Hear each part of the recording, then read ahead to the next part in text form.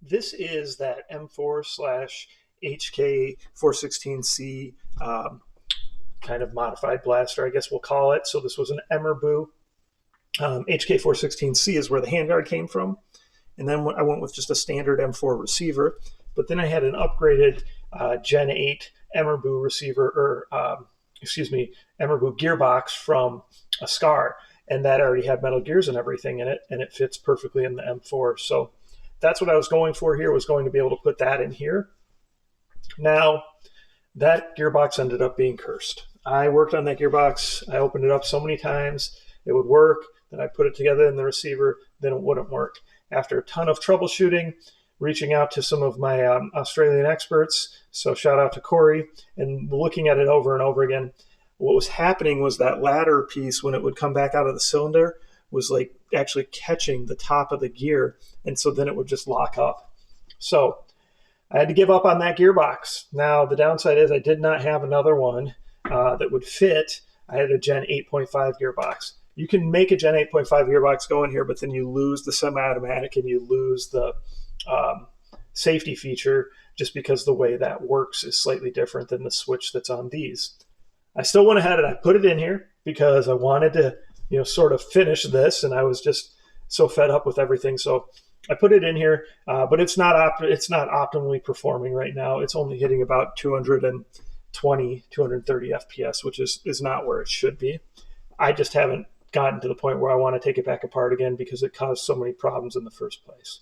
When I showed you the build plan for this, I actually intended on doing like a black and desert sand or khaki, but I decided I wanted to go all black with this.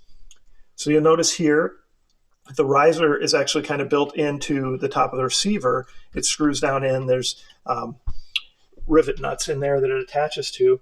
And the reason was I needed to build that up so that the top rails line up, because the HK416C handguard is up higher. So if you just put it on there straight, then it's up too high and it doesn't line up. So I basically made this piece and then 3D printed it, and then was able to do that. And then as an added way to provide more stability, even though this turns on with an actual connection similar to like the M4A1 already has. It was already a factory printed version like that I modeled, or was able to fit in here.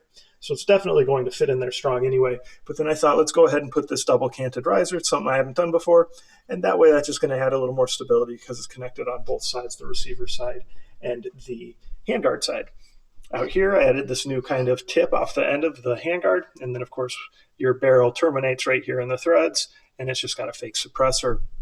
Otherwise, one thing I did was I relocated primer to here because this was up here and these screws were going to mess that up. So I just kind of capped that, and then I relocated the primer to the forward assist button. So just pushing that button in is what activates the primer. Then we just got a nice cover there because, again, that's not going to even pop down anymore. An extended mag release, and then just kind of some little panels to dress it up a little bit. So there you go. That's the rundown. I probably won't do a demo video until I fix it and figure out what's going wrong with it to get that FPS up. I mean, 220, 230 is fine, but that's not at all where it should be. It should definitely be around 275. So comments, questions, post them below. Of course, like, subscribe, share my channel with your friends, and participate in those monthly giveaways.